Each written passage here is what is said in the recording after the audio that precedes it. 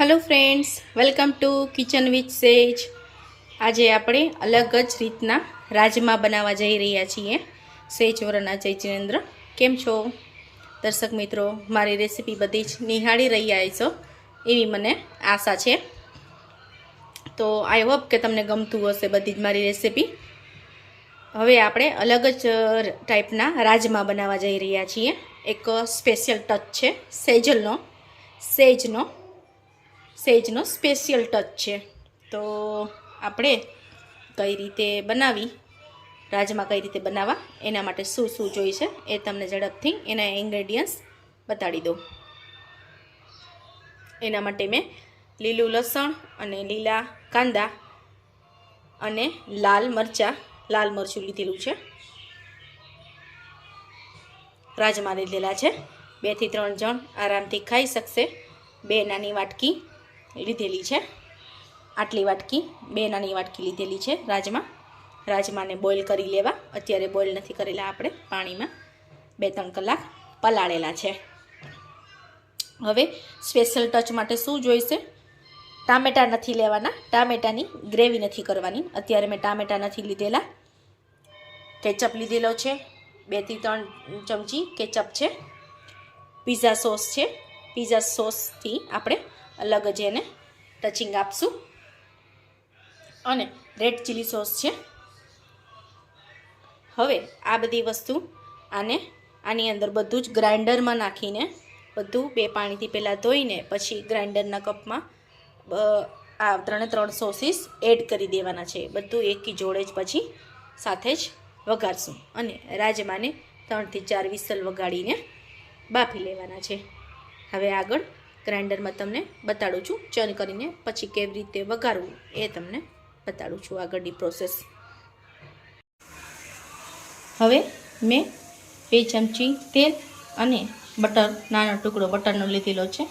તેલ અને બટર બેઉ જોડે લેવાનું છે। આપણી ગ્રેવી પીસાઈ ગઈ છે। ગ્રેવી પીસાઈને આ રીતે દેખાશે। જુઓ, હવે ગ્રેવીને આપણે તેલ આવે એટલે વઘારશું।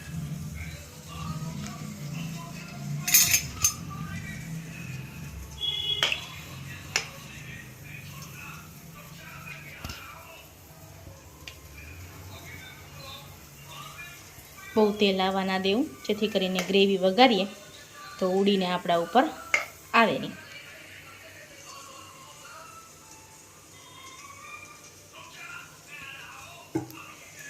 થોડું તેલ આવ્યું છે। હવે એની અંદર હું ગ્રેવી વઘારીશ, ધીમે ધીમે ગ્રેવી વઘારવી।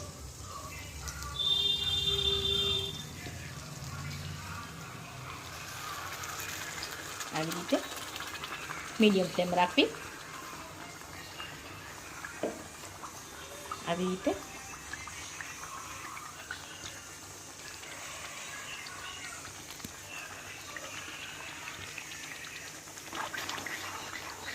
આવી રીતે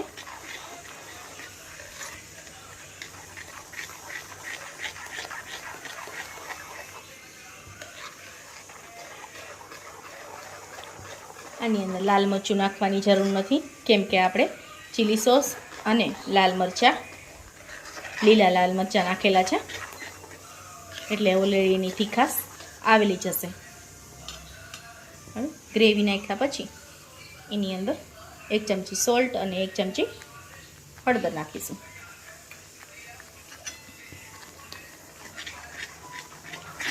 આપણી ગ્રેવી ઉકળે બરાબર રીતે પછી એની અંદર રાજમા નાખવાના છે।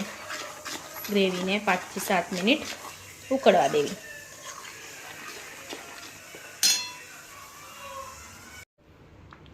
હવે આપણી ગ્રેવી ઓલમોસ્ટ થઈ ગઈ છે। 5 થી 10 મિનિટ ઉકાળ્યા પછી એની અંદર હવે હું 5 થી 6 વિસલ વગાડેલા રાજમા આવી રીતે એડ કરવા। પાણી કાઢી લેવું રાજમાનું।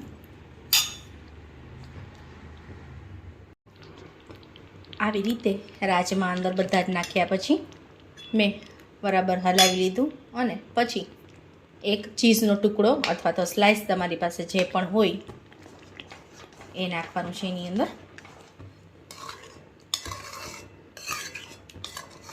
ચીઝનો ટુકડો નાખ્યા પછી તેલ છૂટું પડે ત્યાં સુધી મીડિયમ ફ્લેમ ઉપર થવા દેવું.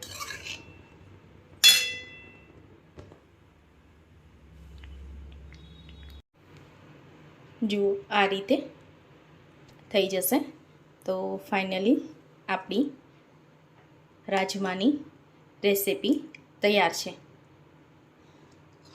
આવી રીતે તેલનું પ્રોપોર્શન થોડું ઓછું રાખેલું છે આપણે, એકદમ તેલવાળું ના થાય એના માટે. તો તમારે જો તેલવાળું થોડું વધારે જોતું હોય ને થોડી તીખાશ પણ વધારે જોતી હોય તો લાલ મરચું પણ તમે એડ કરી શકો છો આની અંદર. તો આજની તમને રેસીપી મારી કેવી લાગી? કોરિએન્ડર લાસ્ટમાં મેં ગેસ બંધ કરીને એડ કરેલું છે. તો આજની રેસીપી તમને આ મારી કેવી લાગી મને કમેન્ટમાં જરૂરથી જણાવજો અને એક વખત ઘરે ટ્રાય જરૂરથી કરજો. સેજ સ્પેશિયલ છે રેસીપી, રાજમા રેસીપી. લાઇક, શેર અને સબસ્ક્રાઈબ કરવાનું ભૂલતા નહીં. Thank you for watching. આવી જ અવનવી વાનગીઓ જોવા માટે સબસ્ક્રાઈબ તો કરવું જ પડશે. Thank you for watching. Thank you friends.